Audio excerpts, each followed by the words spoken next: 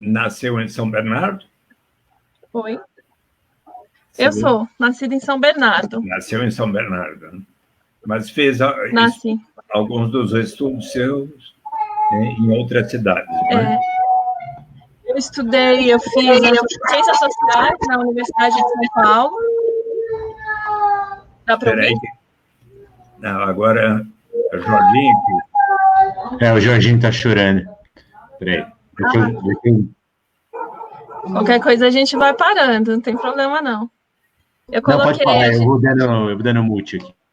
Tá. Tudo bem. Eu fiz Ciências Sociais na Universidade de São Paulo, Suplicy, e depois fui estudar no Rio, no Museu Nacional. Certo. E aí cursei lá Antropologia, né? O mestrado e o doutorado. Muito bem. Está trabalhando... A gente está aqui... Pode falar. Trabalha na Secretaria da Habitação de São Bernardo já há quanto tempo? Desde o tempo do Marinho? Do Marinho. Do Marinho. Trabalhei durante 5 anos. E agora eu estou na Secretaria de Cultura. Agora, assim, pouco mais de 6 meses, né? Eu fui para a Secretaria de Cultura, mas passei o segundo mandato do Marinho na Secretaria de Habitação. Muito bem. Eu vou avisar vocês aqui, a gente está online. Vocês viram que a gente está batendo um papo aqui antes de começar, né? Muito bem. Eu vou ver se a imagem está boa para quem está acompanhando a gente.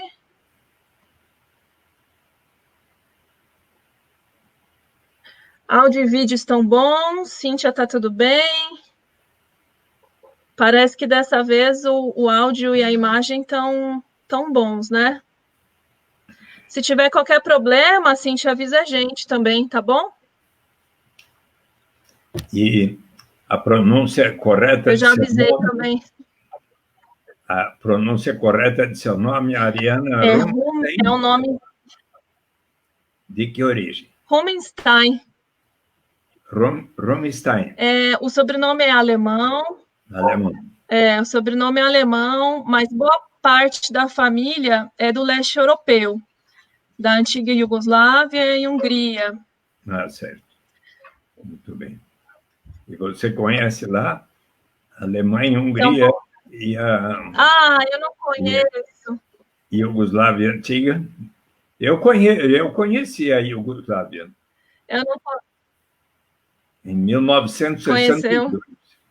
1962, passei um dia em Zagreb e 2 dias em Belgrado, aos 21 anos de idade. Que maravilha. Eu tenho uma tia que faleceu há pouco tempo, que é irmã da minha avó, Suplicy. E quando a gente foi fazer o enterro, né, ela só tinha o documento dela, o passaporte de origem.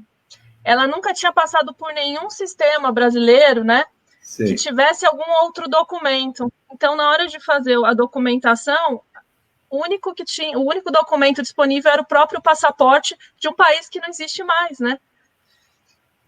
Não tinha registro de casamento, não tinha passado por postos de saúde, não tinha registro algum. E ela já faleceu com mais de 95 anos. Poxa vida. Na vida. Eu acho que tem já bastante gente assistindo a gente. E acho que a gente poderia começar o nosso debate. Primeira coisa, eu gostaria muito de agradecer pelo convite, né, por terem aceito o nosso convite. Eu sei que são muitas lives nesse momento, né? É um tema importante, não só para esse contexto da pandemia, mas é um tema historicamente importante para a gente. E eu acho que a partir de agora, né, o pós-pandemia, é uma luta que a gente vai ter que travar. Eu converso hoje com o Eduardo Suplicy, que é vereador de São Paulo, foi senador por 24 anos pelo nosso estado, deputado estadual e federal, foi secretário de Direitos Humanos e Cidadania. Converso também hoje com o Leandro Ferreira. O Leandro é bacharel em Políticas Públicas pela Universidade de São Paulo, também é mestre em Políticas Públicas pela Federal do ABC e é pesquisador de programas de transferência de renda e presidente da Rede Brasileira de Renda Básica. Bom, agradeço também quem está assistindo a gente nessa noite, quem está acompanhando, e peço que participem também com questões, com dúvidas e com comentários. Suplicy e Leandro, eu gostaria de começar com uma questão histórica, né? O tema da renda emergencial aparece agora nesse contexto, mas a gente sabe que é uma luta aí dos quase 30 anos, né, de atuação. Se vocês pudessem contar para a gente um pouquinho, né, sobre esse panorama histórico, né, sobre a questão da renda básica no Brasil, eu acho que seria um bom começo para a gente contextualizar. Muito bem. Então, uma satisfação, Mariana Runstein, e também de conversar com o Leandro Ferreira, que colabora comigo já desde o Senado Federal, e hoje é também o presidente da Rede Brasileira da Renda Básica, e, como eu, um entusiasta dessa proposição. Eu, quando estudava o meu mestrado, meu doutoramento nos Estados Unidos, nos anos 60, 70, eu me dei conta, procurando os instrumentos de política econômica para erradicar a pobreza, promover maior justiça, que um instrumento adequado seria a garantia de uma renda mínima através de um imposto de renda negativo. E muito interagi com Antônio Maria da Silveira, economista que era do ITA, depois da Escola de Pós-Graduação de Economia da Fundação Getúlio Vargas, no Rio de Janeiro, e nos anos 74, 75, interagimos bastante, mas foi quando, pela primeira vez, fui eleito senador, eleito em 1990, que resolvi apresentar um projeto para instituir a garantia de uma renda mínima através de um imposto de renda negativo. Toda pessoa adulta, se não recebesse, na época, 45 mil cruzeiros, equivalentes a R$150 por mês, passaria a ter o direito de receber um complemento de renda, 50% da diferença entre aquele patamar e o nível de renda da pessoa. Assim, então, ninguém teria menos que R$22,5 dentre os adultos. Pois bem, a proposta recebeu parecer favorável do então senador Maurício Correia, que era o líder do PDT, depois foi ministro e presidente do Supremo Tribunal Federal, e em 16 de dezembro, por consenso de todos os partidos, salvo 13 senadores se abstiveram, o projeto foi aprovado, foi encaminhado à Câmara dos Deputados, recebeu parecer entusiástico do então deputado Germano Rigoto, depois governador do Rio Grande do Sul pelo MDB, e eis que, em agosto daquele ano, aquela pessoa que o professor, que foi presidente do DIEESE, e que reuniu aqueles economistas simpáticos ao Partido dos Trabalhadores em Belo Horizonte, em ocasião em que eu e Antônio Maria Walter Barelli, que nos reuniu. Então, na ocasião, eu e Antônio Maria da Silveira expusemos a proposta, e eis que, então, o professor José Marcos Camargo, da PUC, da Universidade Católica do Rio de Janeiro, ponderou: será bom começar a garantia de uma renda mínima para as famílias carentes, desde que as suas crianças estejam indo à escola, pois um dos maiores problemas brasileiros era o número tão grande de famílias, de pais que, não tendo como dar de alimentos para a sua casa, para as suas crianças, colocavam-nas para trabalhar desde os 7, 8, 9, 10 anos de idade. E quando chegavam à idade adulta, não tinham a formação adequada para conseguir um trabalho e uma boa remuneração. Portanto, se recebessem a garantia de uma renda desde que as crianças estivessem indo à escola, estaríamos cortando um dos principais elos do círculo vicioso da pobreza.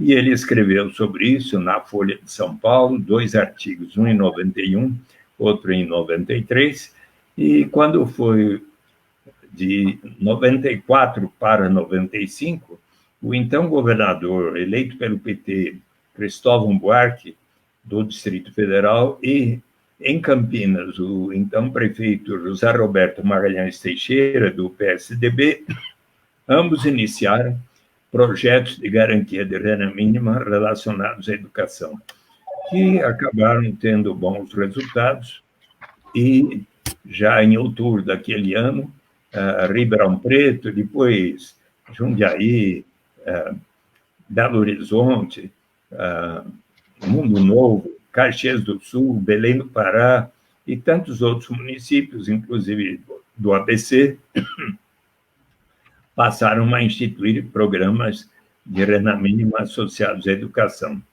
No Congresso Nacional surgiram 6 projetos. Na Câmara dos Deputados, de Pedro Wilson, Chico Vigilante, do PT, Nelson Marquesan, do PSDB, no Senado, de Ney Suassuna, Renan Calheiros, do PMDB, José Roberto Arruda, do PSDB, e para que a União financiasse os municípios que adotassem programas naquela direção. Já em 92, quando Antônio Maria da Silveira voltou dos Estados Unidos e da Europa, da viagem, que nós estávamos tão entusiasmados com a aprovação do Programa de Garantia de Renda Mínima no Senado, perguntei como é que está o debate a respeito da garantia de renda, e ele me disse: agora estão falando muito na renda básica como um direito universal incondicional, e me deu o livro Arguing for Basic Income, Ethical Foundations for a Radical Reform, editado pelo professor, ainda filósofo e economista, Philippe Van Parijs, da Universidade Católica de Louvain. Aí foi meu primeiro contato, comecei a achar muito interessante. Em 94, esteve presente no Brasil o professor Philippe Van Parijs, que, sabendo de eu ter apresentado aquele projeto, convidou-me para participar do 5º Congresso Anual da Basic Income, então chamada Basic Income European Network, a BIAN, que se realizou em Londres.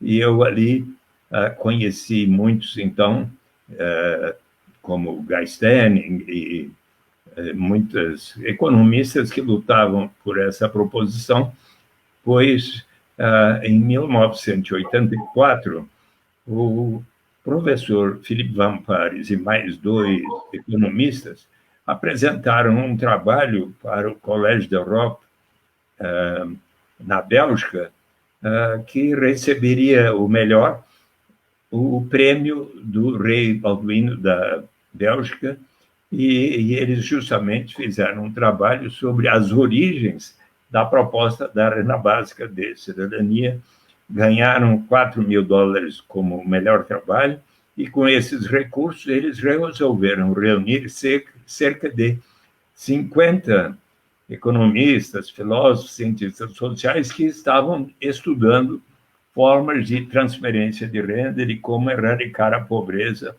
e estavam bastante persuadidos de que era importante se estabelecer em todos os países da Europa uma renda básica incondicional. Na refeição, onde eles estavam batendo papo, um deles falou BIAN, e o outro falou: está aí um ótimo nome, Basic Income European Network. E fundaram a BIAN, um fórum para debater, e com reuniões bianuais em congressos internacionais, até que há 3 anos atrás passou a ser anual. Em 2004, em Barcelona, estávamos lá 13 brasileiros e pessoas dos mais diversos continentes, países, e eu então sugeri que tal modificarmos o nome de Basic Income European Network para Basic Income Earth Network, e por consenso foi aprovado o nome, e eu participei de quase todos os congressos internacionais. O próximo vai se realizar na última semana de setembro, na Austrália, e eu espero que... Já foi suspenso, Suplicy. Já foi suspenso. Puxa vida. Então, a pandemia está nos atrapalhando um bocado de coronavírus, mas então não sabia ainda. Obrigado.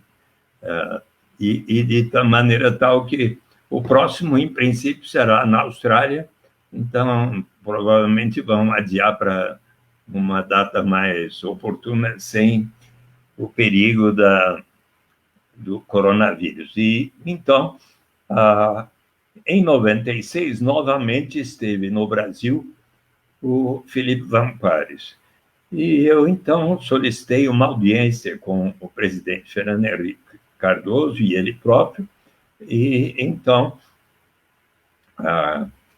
estava presente o ministro da Educação, Paulo Renato Souza, e a equipe toda, e nós tivemos uma audiência de 50 minutos, onde Felipe Vampares explicou ao presidente o objetivo maior será quando tivermos a renda básica incondicional.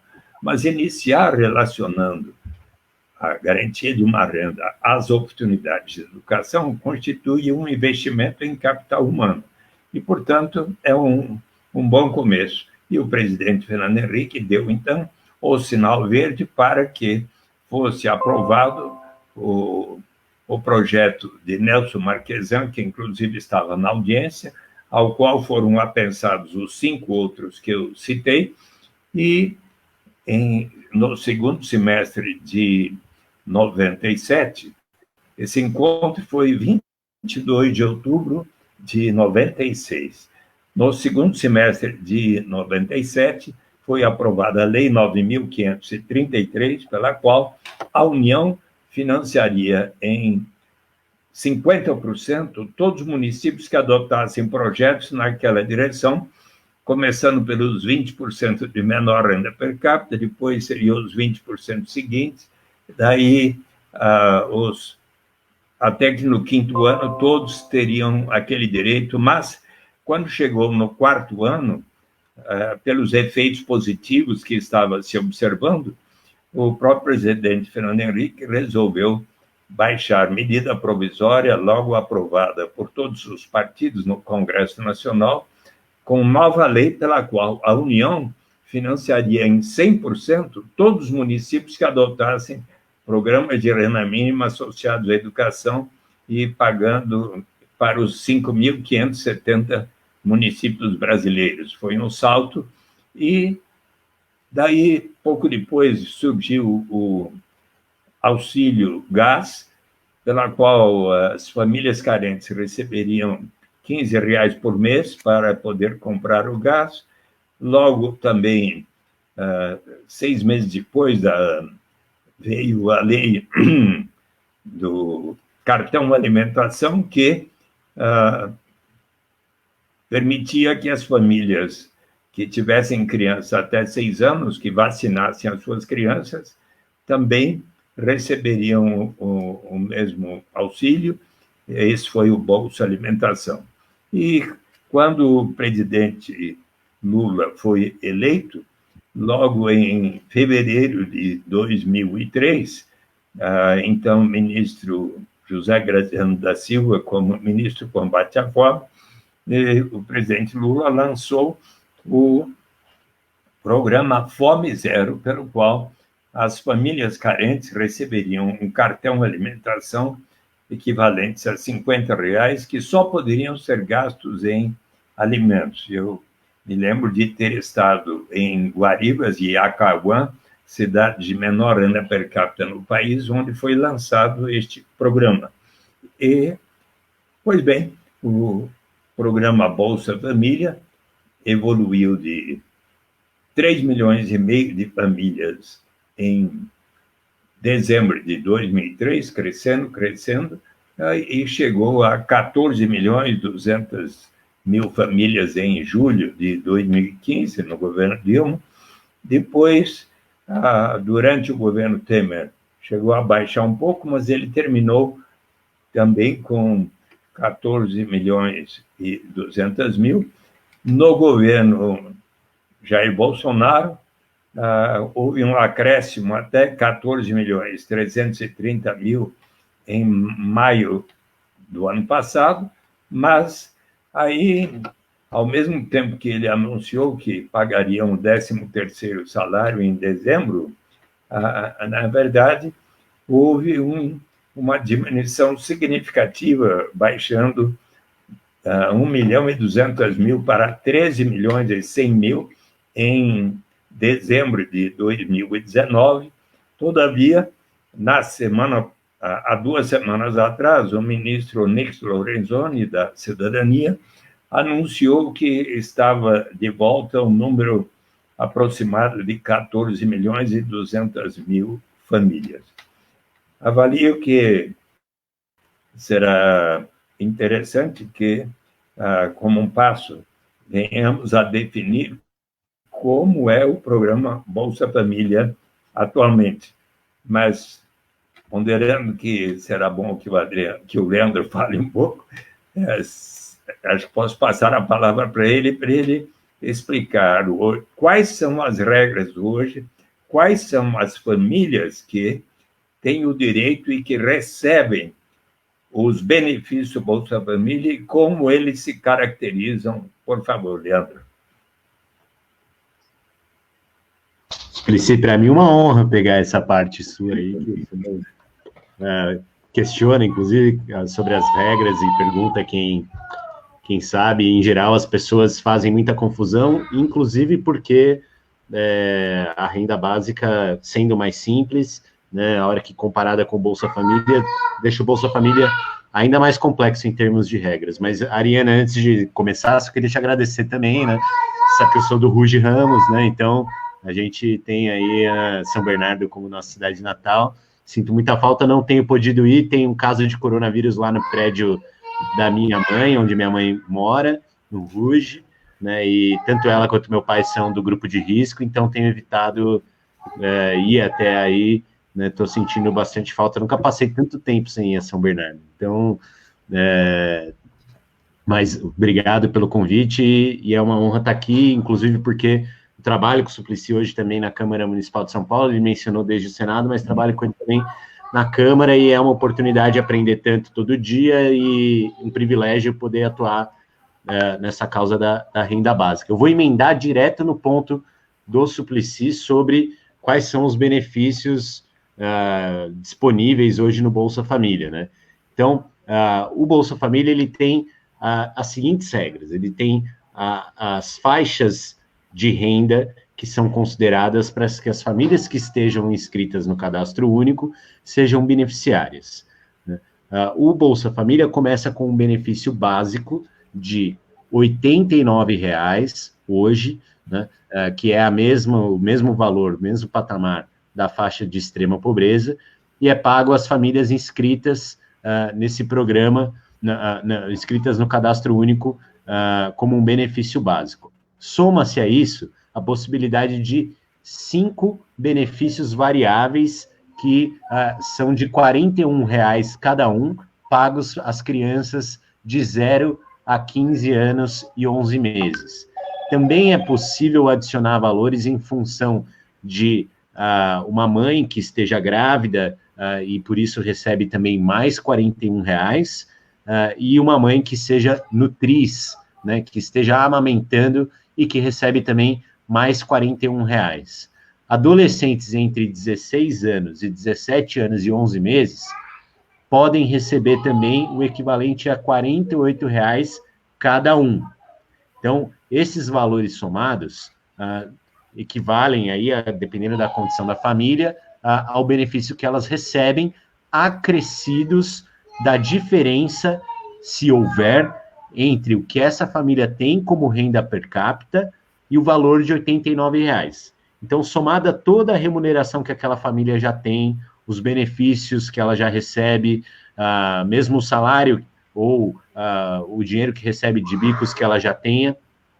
Se mesmo assim não chegar a R$ 89,00 por pessoa, então o valor, o governo federal complementa o valor do Bolsa Família para que cada família tenha pelo menos R$ 89,00. O que significa, como diz o Suplicy, que nós temos hoje no país o direito a uma renda mínima por pessoa de pelo menos R$ 89,00. Em tese, se o governo conseguisse, por meio da busca ativa, alcançar todas as pessoas, ninguém no país teria menos de R$ 89,00 por mês para ter a sua mínima dignidade, e mesmo assim a gente sabe que esse valor está desatualizado desde 2017, embora, como disse o Suplicy, tenha sido feito o 13º pagamento. É importante lembrar que esse 13º estava previsto numa medida provisória que o Congresso Nacional não aprovou, ele foi uma única parcela, teria que ser modificada novamente a lei para que pudesse ser pago neste ano em diante, né? Então, o cenário hoje é de defasagem do valor do Bolsa Família em relação ao que precisaria para que as pessoas possam efetivamente melhorar a sua condição de vida, né? Mas eu, assim como o Suplicy, sou da opinião que essa oportunidade que a gente está tendo neste momento relacionada à crise do coronavírus vai ser uma oportunidade de demonstrar que, melhor do que esse programa de renda mínima que a gente tem hoje, que é o Bolsa Família, vai ser uma renda básica universal e incondicional para todos, né? Então, o Suplicy, justamente nessa parte, ele costuma dizer, olha, a explicação da renda básica é muito mais simples. A partir do mês tal, todas as pessoas, não importa origem, raça, sexo, idade, condição civil ou socioeconômica, vão receber um benefício de forma incondicional, né, como um direito de participação na riqueza. Então, a partir do momento que se definir qual é o valor desse benefício, você não vai ter toda a complexidade de instrumentos que existem hoje para verificar se aquelas famílias e pessoas se encontram numa condição de renda que as qualifique para receber o benefício, e ainda mais perverso em alguns casos, que tenha que manter e atender algumas condicionalidades para que continue sendo beneficiária daquele programa. Aqui no Brasil, a gente tem a noção de condicionalidade como sendo algo que as famílias têm como responsabilidade em relação à saúde e educação dos seus filhos, né? E também concordo muito com o Suplicy quando ele diz que quem tem dinheiro procura de forma imediata, assim que possível, dedicar a melhor saúde e educação possível aos seus filhos. Então, muito mais do que uma obrigação, essas pessoas têm direito à saúde e educação, e é assim que a gente deve compreender.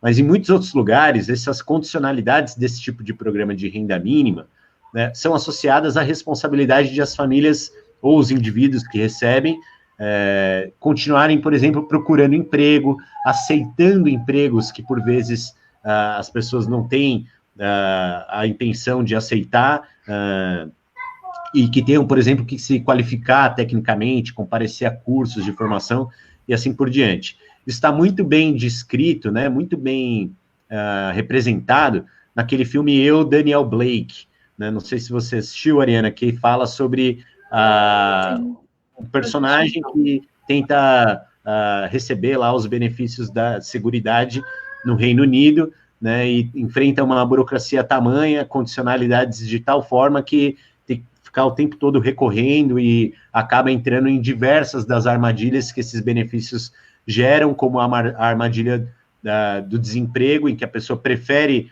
ou tem que se manter numa condição de desemprego, não pode aceitar o emprego em função de que vai diminuir a sua renda por perder um benefício, ou, né, o equivalente disso, a armadilha da pobreza, em que a pessoa permanece ali naquela condição, né, o que piora ainda mais com o estigma de ter que se provar o tempo todo que a família é pobre. Com uma renda básica, você vai ter uma perspectiva de direito, de participação na riqueza, que é muito mais, digamos, capaz de oferecer dignidade para as pessoas e liberdade para que elas façam suas próprias escolhas, né, além de tantas outras vantagens, como, por exemplo, a redução das burocracias estatais, né? Não é que a gente vai deixar de ter o cadastro único, mas o cadastro único não precisa ser como é hoje, um questionário. Eu tenho até uma versão aqui, ó. Esse é o cadastro único. Você que trabalha no... Eu apliquei muito. Então, olha só, isso aqui é um caderno com dezenas de páginas, né? A pessoa tem que passar, ela precisa de orientação sobre como preencher isso aqui. É muito complicado, né? São ao todo aqui, ó, 32 páginas que precisam ser preenchidas para que a pessoa se qualifique para os programas sociais que o cadastro prevê, né? Então, com uma renda básica, você pode simplificar isso. E a situação atual do coronavírus mostrou que isso é possível, né? Graças, inclusive, a algumas coisas que a sociedade brasileira construiu e detém até hoje, com muita luta, né? Por exemplo, os bancos públicos, né? Se, por exemplo, a gente não dispusesse da Caixa Econômica, que é um banco especializado em atender, né, programas sociais do governo, ou o próprio Banco do Brasil, a gente talvez não tivesse condição hoje de realizar o pagamento dessas famílias que agora estão recebendo esse benefício de 600 ou R$1.200, né, para enfrentar esse período de crise do coronavírus. Eu até achei aqui, Suplicy, ontem eu estava escrevendo um artigo com uns amigos sobre o momento do coronavírus, aí eu fui fazer uma pesquisa relacionada, que encontrei esse material aqui, que o senhor tem aí, né, foi publicação do seu mandato no gabinete do Senado, né, e tem um trecho aqui muito interessante do seu discurso de apresentação do PGRM, o Programa de Garantia de Renda Mínima, que fala o seguinte, olha, os programas administrativos... Os programas... O Jorge está aqui. O Jorge, deixa o papai falar aqui rapidinho, tá? Ó, os programas administrativos envolvidos nesses tempos de informática, em que o governo gerencia inúmeros programas complexos, como o PIS, PASEP, Fundo de Garantia, a própria Lota e outros, são perfeitamente superáveis. Os pontos da empresa de Correios e Telégrafos, da rede bancária, que já são utilizados para inúmeras finalidades, como para registro de localização de eleitores em dia de votação, podem também servir na administração do programa. Então, Suplicy, isso aqui foi feito, esse é um depoimento, um pronunciamento seu do dia 17 de abril de 1991. Amanhã ele completa 29 anos. Então, e ele já previa aqui o uso da rede bancária, de mecanismos de informática, de redução da complexidade dos sistemas de transferência de renda, de redução dos cadastramentos burocráticos e que impõem uma série de estigmas às pessoas em terem que provar que são pobres, o uso de instituições, estabelecimentos como as casas lotéricas, para que as pessoas possam receber seu recurso.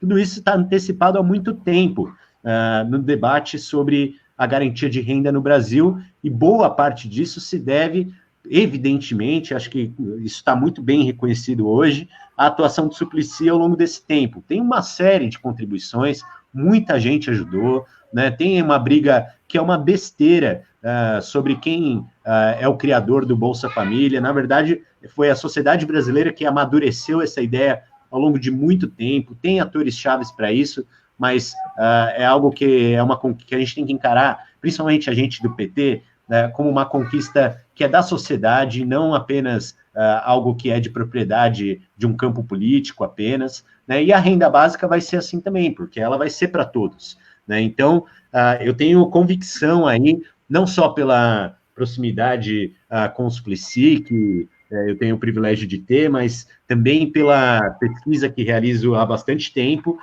e cada vez mais, assim, conhecendo em detalhes o que tem sido feito, que a gente está vivendo um momento único, e em que a gente, no mundo todo, orienta os debates em torno da renda básica. Eu acho, para concluir, Ariana, e poder ouvir quem está mais aí, o Suplicy outra vez, que essa crise do coronavírus ela foi a primeira crise do século XXI que efetivamente paralisou o mundo.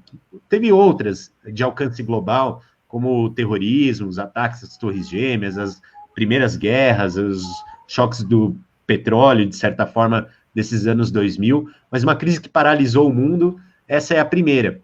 Mas ela pode estar inaugurando uma série de outras, por exemplo, a crise ambiental, né, que vai chegar com muita força e também vai impactar a economia global e expor as pessoas a maior vulnerabilidade, principalmente as mais pobres. Ou a crise dos empregos, que tem cada vez mais gente falando disso e trazendo a renda básica como alternativa, que é a eliminação de postos de trabalho, né, para que o processo de automação tome conta da produção daqui para frente, até da prestação de serviços também. Então, a renda básica está servindo para o coronavírus, mas é também uma vacina para essas demais crises que estão se aproximando. A gente tem que fazer desse momento uma luta para que ela seja permanente e se expanda para toda a população. Eu acho, como diz o Suplicy, que a gente está muito próximo disso. Muito bem. Leandro, deixa eu só fazer uma pergunta, só para uma dúvida, uma pergunta que pode parecer simplória. Você falou muito sobre a questão do estigma de ser pobre, né? E a gente, quando está preenchendo esses cadastros todos que você falou, a gente sente muito isso na pele, né? Quando está no cotidiano, no face a face com as pessoas, né? A pergunta que eu gostaria de fazer, ela é a diferença entre o que a gente está chamando de renda básica universal e essa renda emergencial que hoje foi aprovada.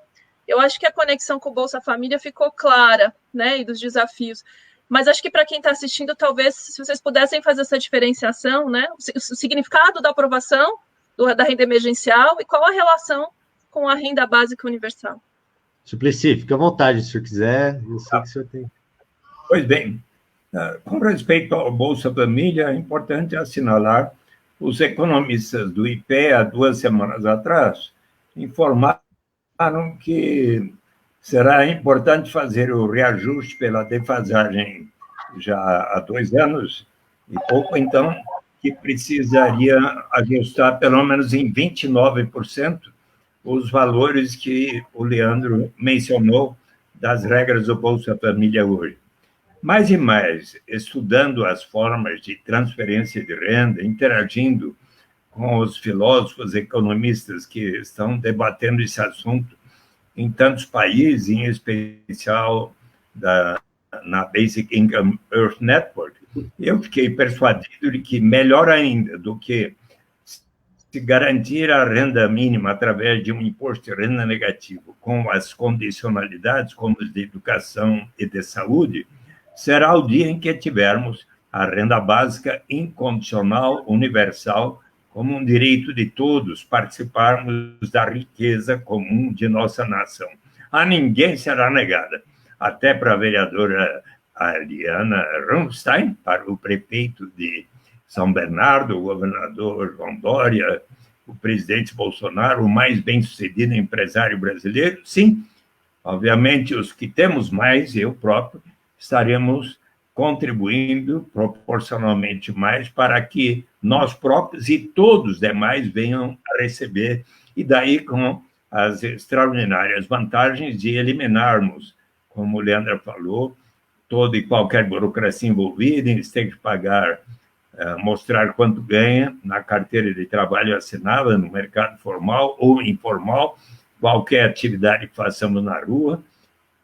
Também eliminamos o estigma, o sentimento de vergonha, que você ponderou muito bem com a sua experiência na administração pública. Eliminamos os chamados fenômenos da dependência, que causam as armadilhas da pobreza e do desemprego, que o Leandro mencionou. E acontece que... Mas então, será que não vai estimular a ociosidade? O que vamos fazer com pessoas que têm uma tendência, na verdade, à vagabundagem? Pensemos um pouco sobre isso. Nós, seres humanos, as mulheres, Ariana, e nós, homens, todos nós amamos realizar uma série de atividades, mesmo sem remuneração no mercado. As mães, quando estão amamentando seus nenês, qualquer hora do dia, da noite, da madrugada. Nós, pais e mães, quando estamos cuidando da boa alimentação, desenvolvimento de nossas crianças. quando nossos pais e avós são mais idosos, precisam do nosso carinho e atenção, lá estamos, nas associações de bairros, nas igrejas de todas as denominações, nos centros e diretórios acadêmicos. Quantos de nós não realizamos atividades porque nos sentimos úteis? Quando os grandes pintores, Vincent van Gogh, Amedeo Modigliani, pintaram as suas obras, saíam às ruas para tentar vendê-las, mal conseguiam, ambos morreram precocemente. Hoje as suas obras são vendidas por milhões de dólares. A Constituição brasileira assegura o direito à propriedade privada, o que significa que aquela pessoa que detém a propriedade de uma fábrica, de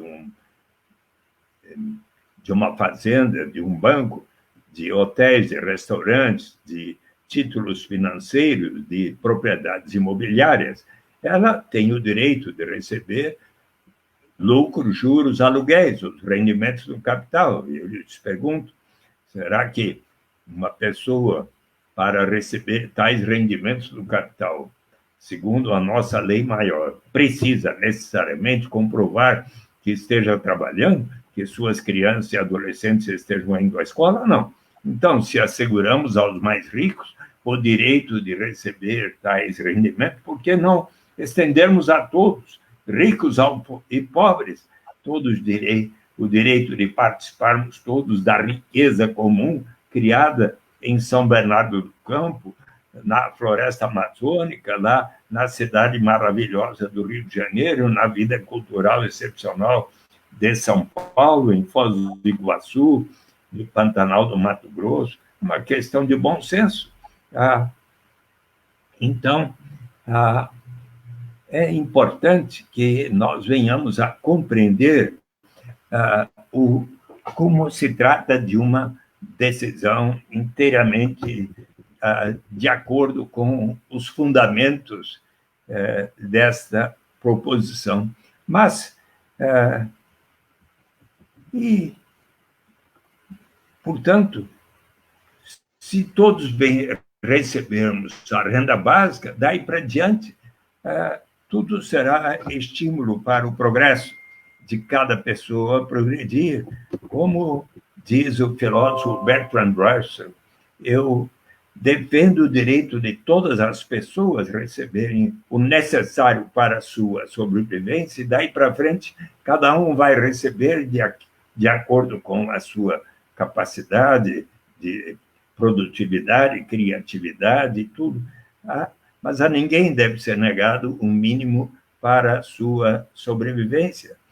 Hoje, como é que você saiu de casa, Ariana, por favor? Pela janela? Hoje eu fiquei em casa. Não saiu de casa, né, Suplicy? Hoje não é dia. Hoje eu fiquei em casa. E da última vez que você saiu de casa, como foi? Saiu pela janela? Bom,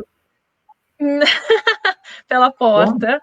Foi até o mercado, de máscara. Você já ganhou meu livro já? Renda de Cidadania, Saída pela Porta? Puxa vida, que falha minha. Não ganhei. O primeiro encontro nosso, eu vou providenciar de lhe dar o livro. Mas por que esse título? Por favor. Para mostrar que os fundamentos da renda básica começam com a história da humanidade. O mestre Confúcio, no livro das Explicações e das Respostas, observou que a incerteza é ainda pior do que a pobreza, e pode alguém sair de casa senão pela porta? Se nós quisermos cumprir os objetivos fundamentais da Constituição brasileira de construir uma sociedade livre, justa, solidária, promover o desenvolvimento nacional, erradicar a pobreza e diminuir as desigualdades sociais regionais sem qualquer tipo de discriminação, uma solução tão de bom senso quanto sairmos de casa pela porta, dito em 520 a.C. por mestre Confúcio, é instituirmos a renda básica. Se formos 300 anos antes de Cristo, depararmos-nos com Aristóteles em Política, quando ele diz que política é a ciência de como alcançar o bem comum, uma vida justa para todos. Para isso é necessário a justiça política, que precisa ser precedida da justiça distributiva, que torna mais iguais aos desiguais.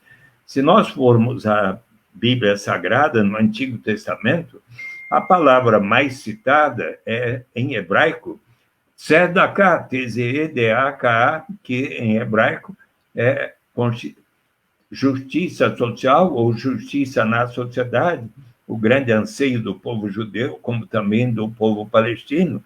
Então, no livro do Êxodo, de Deuteronômio, dos Provérbios, de Isaías, Jacó, sempre está a palavra tzedakah. Não é à toa que o MST, nos seus seminários, muitas vezes começa pela leitura do Êxodo, para lembrar da luta pela terra prometida, pela reforma agrária, por justiça na sociedade. Se nós formos ao Novo Testamento, ali nos Atos dos Apóstolos, eles venderam e todos os seus bens passaram a viver em comunidade, de tal maneira a prover a cada um de acordo com as suas necessidades. Se formos olhar as parábolas de Jesus como do Senhor da vinha, ele diz que Jesus contratou e combinou com os mais diversos trabalhadores ao longo da jornada para trabalharem e com cada um o que ambos consideravam justo. Ao final do dia começou o pagamento pelo último que ali tinha chegado, e ao pagar ao primeiro, este disse: mas como assim? Só estão pagando mesmo que ao último que aqui chegou, e eu trabalhei mais do que ele? Ora, você não percebe que estou lhe pagando exatamente o que ambos consideramos como justo, e que o último que aqui chegou também precisa receber o necessário para a família? Se formos ver os Atos dos Apóstolos, ali está algo que guarda relação com o que em 1875 foi dito pelo filósofo e economista Karl Marx, que depois de ter escrito o Manifesto Comunista em 1848 com Friedrich Engels e ter escrito os volumes de Das Kapital, eis que em 1875 escreveu a crítica ao programa de Gotha, onde ele fala que numa sociedade mais amadurecida, os seres humanos vão se portar de tal maneira a poder se inscrever como lema da sua sociedade 12 palavras em inglês que John Kenneth Galbraith, o grande economista, em A Era da Incerteza, diz que tiveram um efeito ainda mais revolucionário que os volumes de O Capital. Quais eram essas 12 palavras, Ariana? Por favor. As 12 palavras em inglês que tiveram um enorme efeito. Quais foram as 12 palavras ditas por Karl Marx que tiveram um efeito ainda mais revolucionário que os volumes de O Capital, segundo John Kenneth Galbraith, em A Era da Incerteza? Quer me falar?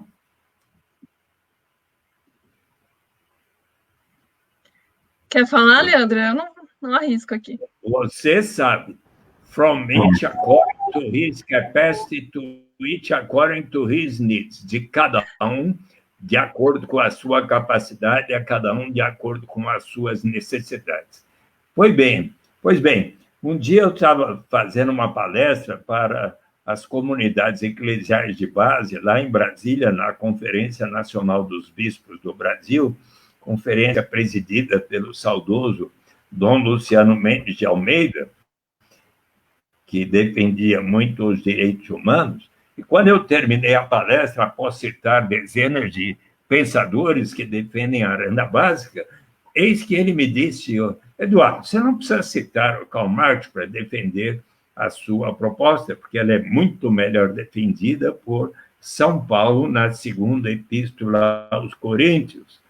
Então, eu li essa epístola aos Coríntios, achei tão bela que eu sempre cito São Paulo e Karl Marx. O que diz São Paulo? Que todos nós deveremos sempre seguir o exemplo de Jesus, que, em sendo tão poderoso, resolveu se solidarizar e viver dentre os mais pobres. de tal modo que, conforme está escrito, para que haja justiça, para que haja igualdade, toda aquela pessoa que teve uma safra abundante não tem de mais, toda aquela pessoa que teve uma safra pequena não tenha de menos. E se nós formos ver o que é que pensam os seguidores de Maomé, como dos 4 califas que escreveram o livro dos Hadiths, Omar, o segundo deles, ele diz que toda pessoa que detém um grande patrimônio deve destinar uma parcela deste patrimônio para os que pouco ou nada têm. E se formos ver o que pensa o budismo, Dalai Lama, numa ética para o novo milênio, diz que, se for para aceitar o consumo tão suntuoso dos mais ricos, nós precisamos antes assegurar a sobrevivência de toda a humanidade. Pois bem, é uma questão de bom senso. Se mais bom senso ainda, nós vamos poder encontrar nas reflexões de uma pessoa que você precisa mostrar ao presidente Jair Bolsonaro que sobre a melhor forma de diminuir a criminalidade violenta. Você está de acordo que seja distribuindo armas por aí, facilitando a posse de armas, ou prefere outra forma? Olha aqui. Aqui está um amigo nosso. Vou mostrar mais de perto. Vocês reconhecem este homem? Ele nasceu no início Ele viveu no início do século XVI, ali na Inglaterra, e estudou para ser sacerdote, teologia, filosofia. Acontece que, antes que ele se tornasse padre,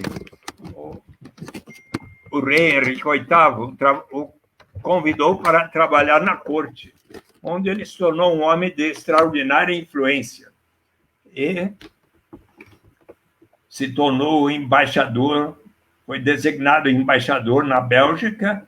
Ele foi presidente da Câmara dos Comuns, mas um dia o rei da Bélgica, o rei Henrique VIII da Inglaterra, disse a ele: escreva para mim uma justificativa para eu me casar outra vez, que minha mulher não me dá herdeiros.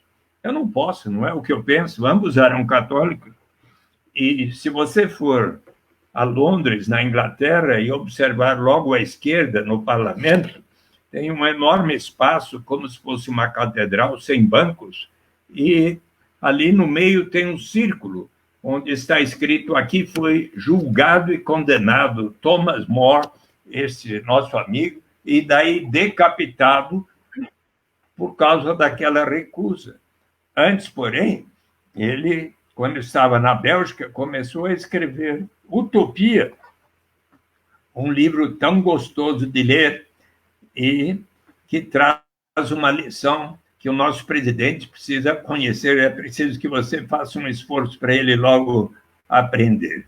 Pois, está o cardeal Morton dialogando com outras pessoas sobre a pena de morte que ali instituída no início do século XVI não havia colaborado para diminuir a criminalidade violenta. E eis que, então, o viajante português Rafael Ítalo Deu é um contador de histórias, pondera ao cardeal e aos outros que estão falando: muito mais eficaz do que infligir estes castigos horríveis, a que não tem outra alternativa senão, de primeiro, tornar-te um ladrão para daí ser transformado em cadáver, é você assegurar a sobrevivência das pessoas. E com base nesta reflexão, um amigo de Thomas More, chamado Juan Luís Vives, escreveu para o prefeito da cidade flamenga de Bruges, de subvenção pauperum decide necessitados, um tratado de subvenção aos pobres, em 1526, onde, pela primeira vez, propõe o direito à sobrevivência dos habitantes de Bruges. Por esta razão é que Thomas More é considerado um dos que melhor fundamentou a proposta da renda básica de cidadania. Se você quiser, eu conto outros pensadores importantes ao longo da história para aqui ilustrar bem tudo que está por acontecer. É uma aula, Suplicy, é uma aula. Posso tentar articular 3 perguntas que fizeram aqui Claro. durante a nossa conversa? A primeira delas é a do Lício. O Lício, ele pergunta se é possível justiça social no capitalismo. Há muitas questões colocadas sobre a questão da viabilidade de um projeto como esse. Né? O Tiago Lino comentou sobre a questão da taxação das grandes fortunas. A Marilice agora colocou a seguinte pergunta, né? Se há possibilidade desse governo usar como justificativa, né, a renda básica, né, arrumar recursos para a renda básica sem dispor do nosso patrimônio, dando prosseguimento às privatizações. Então, acho que as 3 perguntas, elas dialogam. O princípio é, de qualquer forma de riqueza gerada numa comunidade, num município como São Bernardo, num estado como São Paulo, num país como o Brasil, num continente, um dia nas 3 Américas ou no planeta Terra, nós sempre poderemos separar uma parcela para instituir um fundo que a todos pertencerá. Vamos recordar um pouco, depois de termos passado no início do século XVI por Thomas More, encontrar outro grande pensador, Thomas Paine, que nasceu em Thetford, na Inglaterra, em 1734, e lá se tornou grande amigo de Benjamin Franklin, aquele que inventou o para-raios. Antes só se usava monóculos, ele inventou os óculos. E persuadiu Thomas Paine a ir viver na América antes da independência. Para lá ele foi como um coletor de impostos e arguto observador de costumes e de valores. E, para você ter uma ideia, o presidente George Washington escreveu para um amigo que nenhum outro ensaio tivera tamanha influência sobre a mente dos americanos para lutarem por sua independência quanto Senso Comum, Common Sense, publicado em 1776, janeiro, 6 meses depois de ter 150 mil cópias desse livro se espalhado pelas ruas da Filadélfia e das 13 colônias. Eis que, em 4 de julho de 1776, os americanos proclamaram a sua independência. Mas o que aconteceu? Thomas Paine começou a se sentir muito perseguido por suas ideias ousadas e progressistas. O que ele falava? Contraria o bom senso que uma ilha domine um continente, coisas como tais. Acontece que, se sentindo muito perseguido por suas ideias, ele resolveu voltar para sua terra natal, na Inglaterra. Lá chegando, começaram a queimar os seus livros. Imagine esse homem responsável pela perda da nossa principal colônia. E ele, então, seguiu para a França e, de tal maneira, se engajou, como a Ariana costuma dizer, na luta por liberdade, igualdade e fraternidade, que, 3 anos após a Revolução Francesa de 1789, embora estrangeiro, foi eleito constituinte francês. E, nesta qualidade, ele, em 1795, escreveu um ensaio de 20 páginas, que está aqui reproduzido em português no meu livro, Renda de Cidadania, o ensaio Justiça Agrária, onde ele explica que a pobreza é algo que tem a ver com a civilização e a instituição da propriedade privada. Ali na América, onde ele tinha estado, não observou tamanha destituição e pobreza como nas vilas e cidades europeias, então.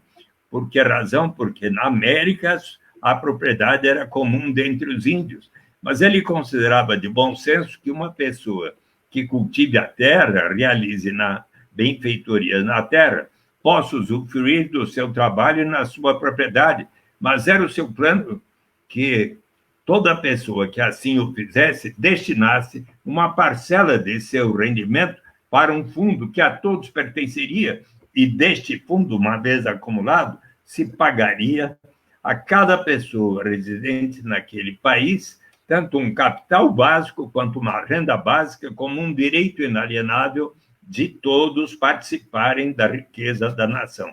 Pois bem, há exemplos concretos de bem-sucedidas experiências de um dividendo pago a todos os habitantes de lugares que é importante ressaltar aqui, recordar para responder a ambas as perguntas.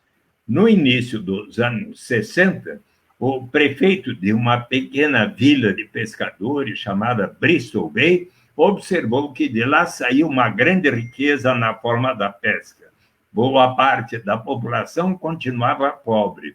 Então, disse o prefeito aos seus concidadãos: vamos criar um imposto de 3% sobre o valor da pesca para instituir um fundo que vai pertencer a todos. Mas o imposto sou contra, enorme resistência.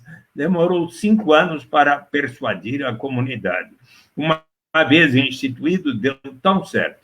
10 anos depois, ele se tornou governador Jay Hammond, do estado do Alasca, que descobriram, então, como nós, na camada pré-sal do Atlântico, enorme reserva petrolífera na Baía de Prudhoe, ao norte do Alasca.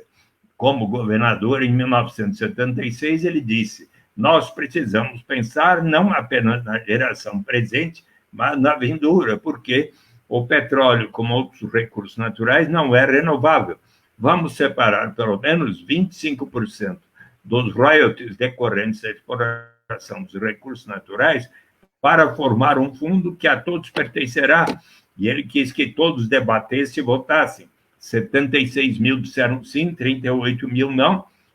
Venceu a proposta, e então aqueles 25% dos royalties, por alguns anos foi 50%, passaram a ser investidos no Fundo Permanente do Alasca em títulos de renda fixa, ações de empresas do Alasca, diversificando a sua economia, dos Estados Unidos, internacionais, inclusive pode verificar no Alaska Permanent Fund site as ações de mais de 200 empresas brasileiras, como Petrobras, Vale do Rio Doce, Itaú, Bradesco, Banco do Brasil, o que significa que nós colaboramos para que isso exista lá, e empreendimentos imobiliários.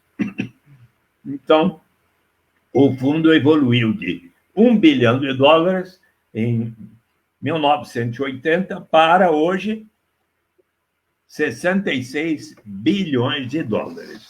Então, vamos supor que você, Ariana, estivesse residindo no Alasca há 1 ano ou mais. E compare o que eu vou explicar com o que o Leandro há pouco explicava do cadastro único. Numa folha só, você ali residindo desde que há 1 ano ou mais, preencheria: sou Ariana Runstein, moro em tal endereço, se viajei no ano passado foi por tal qual motivo, estou aqui de volta, responde por suas 2 crianças, por elas recebe igual para todos, trabalho aqui na Prefeitura Municipal de São Bernardo, não precisa declarar qual o seu rendimento ou o seu patrimônio acumulado, 2 pessoas que lhe conhecem testemunham essa declaração é verdadeira. Se você assim tivesse procedido, ao final de setembro, começo de outubro, se lá estivesse, teria recebido, nos primeiros anos 80, primeiro 300, depois 400, 500 e pouco. Em 2008, quando o preço do petróleo foi lá para cima, então foi o maior dividendo pago até hoje, $3.269, digamos, pai e mãe, 3 crianças, cerca de $16.300, pelo direito de todos partilharem da riqueza do estado do Alasca. Consequência, 1980, Alasca, o mais desigual dos 50 estados norte-americanos. Hoje, junto com o estado de Utah, que é um pequeno estado, Alasca e Utah têm os 2 menores coeficientes Gini de desigualdade, 0,42, portanto, são os 2 estados mais igualitários dos Estados Unidos e constitui suicídio político para qualquer liderança no Alasca propor o fim deste sistema. Então, não é à toa que, em cada vez mais lugares do mundo, Macau está vendo uma experiência de se pagar a todos lá residentes na ex-colônia portuguesa, 700 mil residentes permanentes passaram a receber, desde o ano 2008, 4 mil, depois 5 mil, no ano passado, 10 mil patacas cada um. Na Finlândia se fez experiências também em cidades da Holanda, Grenoble, na França, Stockton, na Califórnia, e em Ontário, no Canadá. E eu pergunto, Ariana, você já foi na cidade brasileira que começou a experiência da renda básica? Por favor. Não, não foi. Mas sabe não, qual é? Não fui, Suplicy, não fui. É Maricá? Você precisa ir e... Maricá. Então, o prefeito Washington Quaquá, era 2015, nós estivemos juntos numa conferência sobre direitos humanos e eu expliquei, como estou fazendo aqui, as características e vantagens da renda básica. Ele me disse, eu quero aplicar em Maricá. Mandou um projeto em dezembro de 2015 para a Câmara, foi aprovado, muito modestamente, eles lá têm o Banco Comunitário, que criou a moeda social Mumbuca, que é o nome do rio que cruza a cidade. Cada Mumbuca, R$1, aceita no comércio local para estimular o desenvolvimento local. Então, começou com R$10 por mês, 2016, 2017, 20 Mumbucas por mês. Em dezembro de 2019, 4 meses, 5 meses, 42 mil pessoas, 1/4 dos 162 mil habitantes, todas aquelas pessoas que justamente estavam em famílias registradas no cadastro único com renda familiar até 3 salários mínimos, passaram a receber 130 Mumbuca por mês. E no final do ano, metade da população, mais de 80 mil, estarão recebendo esses 130 Mumbucas. Eu conversei no início da semana com o secretário de Desenvolvimento Econômico, ele disse que está para ser significativamente aumentada, talvez para 300, e ali em 2024, esta é a previsão, toda a população deverá ser mais de 162 mil habitantes, estará recebendo a renda básica de maneira universal para toda a população de Maricá. E eu recomendo muito, Ariana, que você convide até o Luiz Marinho, candidato a prefeito aí do PT, não é verdade? E outros para visitarem Maricá, só para você ter uma ideia. Enquanto, nesses últimos 3, 4 anos, por causa houve nas cidades do Rio de Janeiro aumento do desemprego, a informação que me foi dada pelo prefeito Washington Quaquá e pelo prefeito atual, Fabiano Horta, que sucedeu e também é do PT, é que, enquanto nas demais cidades do estado tem havido aumento do desemprego, em Maricá, todos os meses, a cada mês, tem havido aumento do número de empregos formais, ou seja, está havendo um resultado bastante positivo. E isso nos leva a considerar a importância desta experiência que nós vamos ter agora com a renda básica emergencial por 3 meses, prorrogáveis por mais 3 ou mais meses, dependendo de quanto vai durar a pandemia do coronavírus, mas avalio que esse aumento do rendimento das pessoas que agora passaram a receber R$600 por mês, e ainda hoje, Leandro, parece que o Congresso Nacional está ainda debatendo este valor, pode até vir a ser aumentado, mas, de qualquer forma, já é um valor considerável, e eu agradeço até, Ariana, eu sei do seu interesse, poderemos também lhe explicar, eu vou pedir ao Leandro que possa lhe explicar, porque em você sendo vereadora em São Bernardo do Campo, nós estamos apresentando um projeto para melhorar na cidade de São Paulo o benefício emergencial. E eu acho que o Leandro está estudando muito bem isso, e ele poderá até apresentar para os nossos ouvintes qual é a iniciativa que, inclusive, Leandro, acho que vai ser apreciada amanhã ou na próxima semana, né? Uma iniciativa de complementar o benefício básico emergencial já aprovado, e felizmente, por todos os partidos, todos os parlamentares, tanto na Câmara dos Deputados quanto no Senado. Ou seja, a renda básica está chegando aí, Ariano.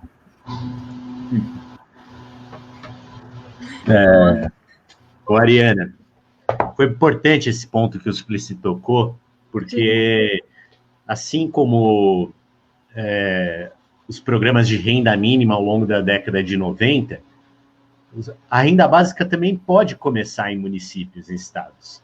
Ela não precisa aguardar, né, o cenário político nacional ter uma transformação em direção à renda básica, né? Maricá é um exemplo disso, e eu concordo que toda forma de riqueza deve ter, assim, uma forma de contemplação de igualitária para todas as pessoas, né? Então, você não ter o dinheiro para pagar é só uma parte do problema. Você precisa também discutir isso com os habitantes daquele lugar, né? Discutir a importância daquilo, convencer as pessoas.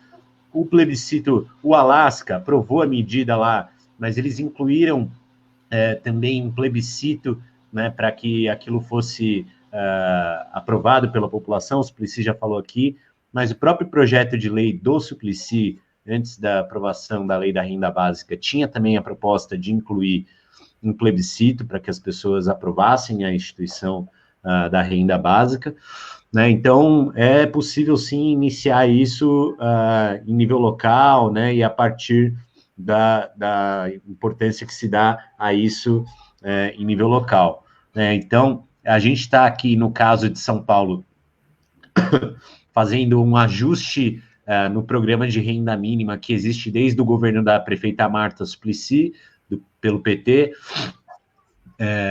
que ainda está em execução até hoje, né? É um programa que parou no tempo e não foi capaz de evoluir como evoluiu o Bolsa Família. Então, nós propusemos que, em função da crise do coronavírus, fosse adotada uma medida de renda básica emergencial municipal que pudesse complementar os valores de quem hoje está no Bolsa Família. A cidade de São Paulo tem 386 mil 376 mil famílias no programa Bolsa Família. A nossa proposta é que para as pessoas que estão nas famílias que têm o benefício do Bolsa Família, a prefeitura pague R$100 por pessoa como forma de complementação nesses 3 meses da crise. Esperamos que depois isso sirva de exemplo para que seja permanente também, né? Mas agora a proposta é de R$100 por pessoa no Bolsa Família, e a hora que você olha o custo disso, isso fica em aproximadamente 450 milhões de reais para os 3 meses. Se você levar em conta que o orçamento da cidade de São Paulo é de mais de 60 bilhões de reais, me parece absolutamente justo que seja uma medida que possa ser hoje considerada favorável para a manutenção da condição econômica das pessoas e de enfrentamento do coronavírus. Então, isso pode ser adotado por outros municípios e tenho certeza que pode também ser algo que sirva de exemplo para esses municípios que no futuro vão fazer com que isso seja permanente. Lá em Maricá, durante a crise, eles aumentaram o valor da renda básica de cidadania deles para R$300. As pessoas já estão recebendo, Suplicy, esse mês, R$300, 300 mumbucas, né, e vão ficar por 3 meses recebendo esse valor, também prorrogável por mais 3 meses, né? Mas eu estava dando uma olhada aqui, Suplicy, eu falei agora há pouco que amanhã faria 29 anos da apresentação do programa de renda mínima. Na verdade, amanhã faz 29 anos do seu pronunciamento. O dia de apresentação do programa de garantia de renda mínima no Senado, em 1991, foi o dia 16 de abril de 1991, que é hoje. Então, hoje está fazendo aí, a gente está comemorando junto com a Ariana a apresentação do programa de garantia de renda mínima, PLS 80 de 91, que nunca foi aprovado em definitivo pelo Congresso Nacional, apesar de ter influenciado os debates sobre garantia de renda no Brasil, acredito, na minha opinião, até hoje, com a crise do coronavírus, né, mas faz exatamente 20 anos que o Suplicy deu entrada com o projeto no Senado. Faz hoje, Suplicy. Nem sabia se o senhor se lembrava disso, mas acabei de ver aqui. Tá aqui, ó. 29 anos. Olha aqui, ó. Sala das sessões. Então, 91 para 2020, 29 anos. 29 anos. Então, uma coisa que nunca saiu do horizonte do Suplicy, acho que também não deve sair do nosso, da renda básica, né? A gente certamente pode avançar nesse sentido. Eu vi algumas perguntas, tipo a do Tiago, relacionada, por exemplo, à estrutura tributária do Brasil, né?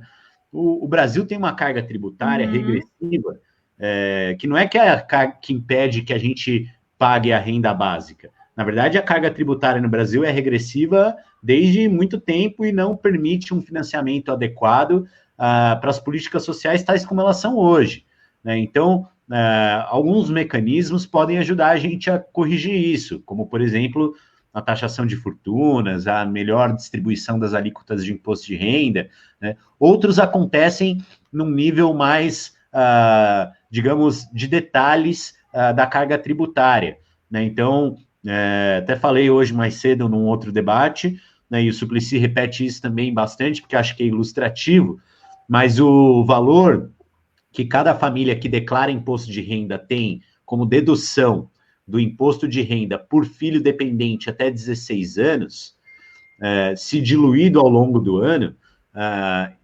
significa um valor superior transferido àquela família, porque é dinheiro público, aquela família que paga imposto de renda, de 27,5%, superior ao valor do que se paga para as crianças do Bolsa Família. Então, uma mãe solteira no Bolsa Família recebe menos por seus filhos do que um pai que declara seus filhos como dependentes e precisa pagar, aí, às vezes, milhares de reais de imposto de renda. Então, tem um nível de detalhe que a gente pode fazer de ajustes, e os economistas que o Suplicy citou do IPEA têm colaborado muito para a gente entender melhor isso, que pode sim ajudar a gente a deixar mais eficiente as transferências de renda, inclusive pensando em começar a implementação, por exemplo, pelas crianças até 16 anos, transformar todos esses benefícios do Bolsa Família e até do imposto de renda numa única transferência mensal mais adequada para a garantia de vida dessas pessoas, dessas crianças. Então, tem aí uma série de coisas que nos permitem reorganizar a carga tributária, os gastos públicos. O programa de renda mínima lá de 1991 propunha a extinção de mecanismos que eram totalmente ineficientes, como a Legião Brasileira da Assistência, né, e que depois acabou gerando uma série de problemas de uso do dinheiro público, né? Então, acho que a gente tem muitas oportunidades aí para avançar em direção a uma renda básica, né? E a gente pode fazer isso todo dia, estudando um pouco mais, defendendo em debates como esse. Né? A gente espera, Ariana, que você aí esteja na Câmara Municipal em breve defendendo essa proposta também, né? E São Bernardo, eu estava olhando aqui, Suplicy, eu acabei de pegar a arrecadação prevista para 2020, São Bernardo, é de 5,7 bilhões de reais. É um orçamento muito significativo, assim, um dos 3 ou 4 maiores do estado de São Paulo, né? Então, não tem por que São Bernardo deixar de fazer esse debate com a devida importância que tem a sua atividade econômica, né? Permite, sim, fazer, né, sonhar com essa possibilidade de se pagar uma renda básica. Aqui tem dados também do Bolsa Família que mostram que a cidade de São Bernardo, apesar de ser uma cidade rica, tem aproximadamente não, exatamente, são aqui 20 mil famílias, 20.700 famílias recebendo Bolsa Família. 20.700 famílias no Bolsa Família deve dar aí perto de 80 mil pessoas, que é uma parte expressiva da população da cidade. Há mais pessoas que poderiam estar recebendo e não estão, precisam ser encontradas pelo poder público, né, e precisam ser contempladas pelo governo federal, que precisa liberar o orçamento, né, mas é uma cidade rica, que tem uma arrecadação de 5,7 bilhões de orçamento, por meio do seu orçamento, e tem uma quantidade enorme de pessoas que sobrevive mês a mês com menos de R$ 178 por mês, que é o critério para estar no Bolsa Família. Então, você pensar que tem esse nível de miséria em cidades tão ricas como São Bernardo, São Paulo, assim, estarrecedor, né? Então, você fica chocado de olhar esses números do Bolsa Família, eles são sempre muito altos, né? Você sabe bem disso aí, como que são as desigualdades no nosso município, né? E como isso acaba ficando encoberto aí por debates que muitas vezes não olham para essa situação, né? Então, acho que é importante a gente estudar, como eu disse, trabalhar em cima dos dados, das evidências. Os estudos de Maricá que vão começar a sair daqui para frente vão mostrar a importância e o impacto da política, né, de renda básica de cidadania lá, né, e tenho certeza que esse momento do coronavírus também vai ter mais ou menos o mesmo efeito de mostrar a importância da renda básica, mais uma vez.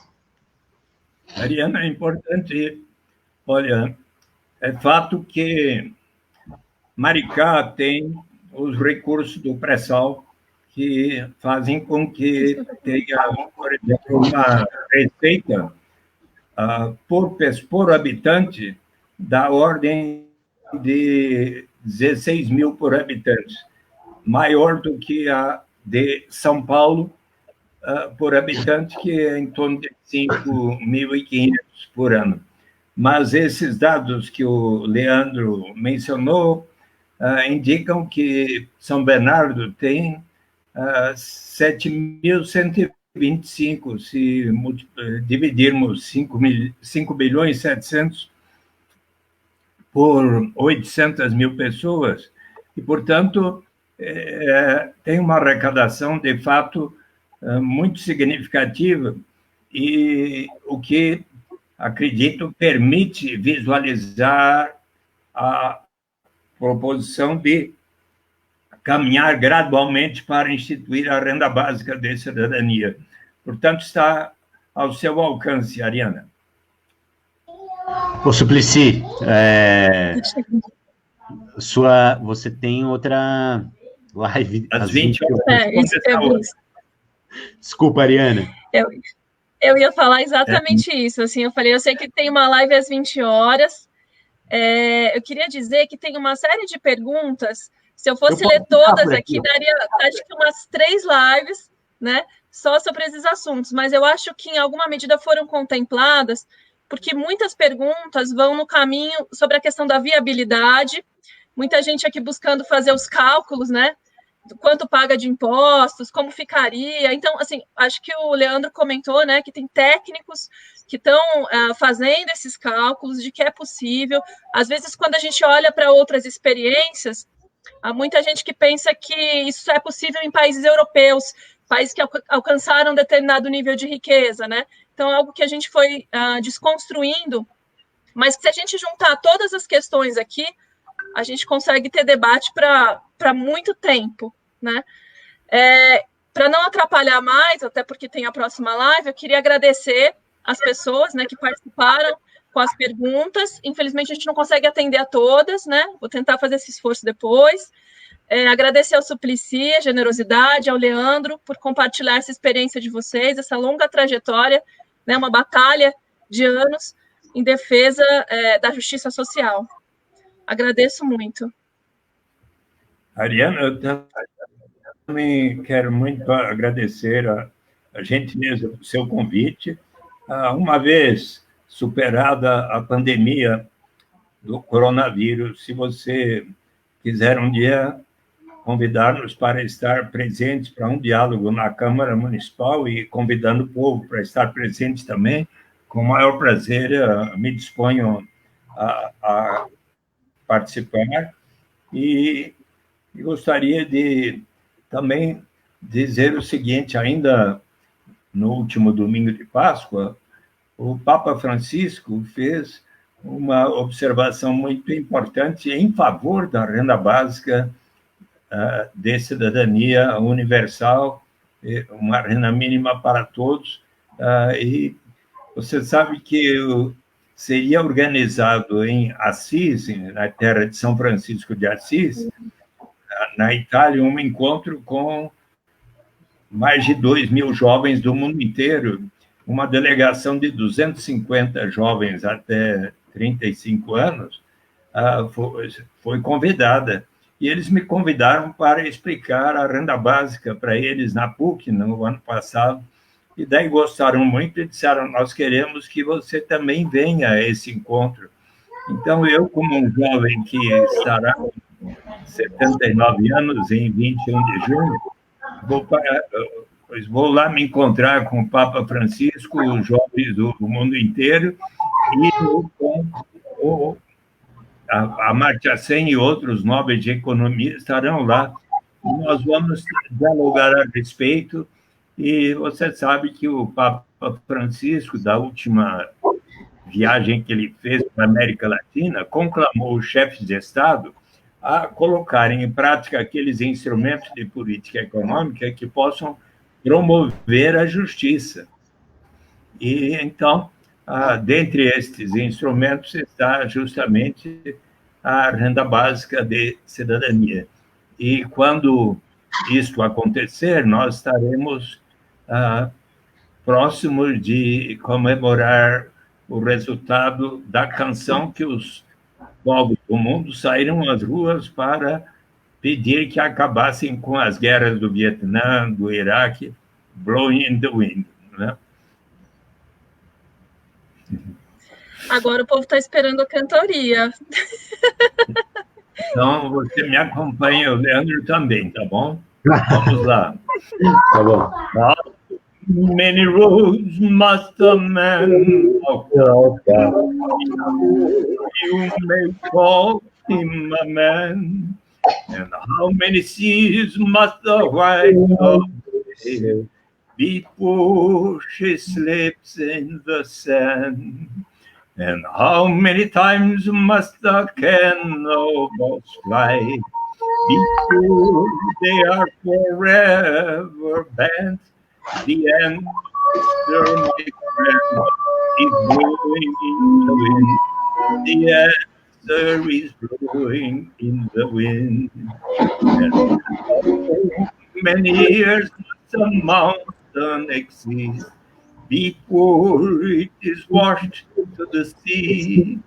And how many years must some people exist, like the Brazilian people, before they are allowed to be free?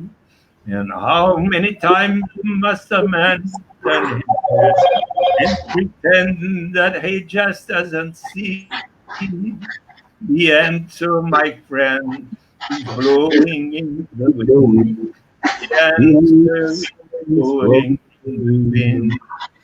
And how many times must a man look up before he can see the sky? And how many years must a man have before he can hear people cry? And how many deathly did he know that too many people have died? The answer, my friend, is blowing in the wind. The answer is blowing in the wind. Obrigada, Felice, obrigada. Beijão para você. Estaremos todos vivos. Estaremos todos vivos para ver a renda básica implementada. Vamos logo. Já, Suplicy. Tchau, tchau, Ariana. Um prazer, viu? Um abraço, obrigada, gente. Boa noite. Boa noite. Um minuto para começar o. Ele já foi para outra, Tchau. já vai ter que entrar. Tchau. Tchau, obrigada. Boa noite, gente. Muito obrigada.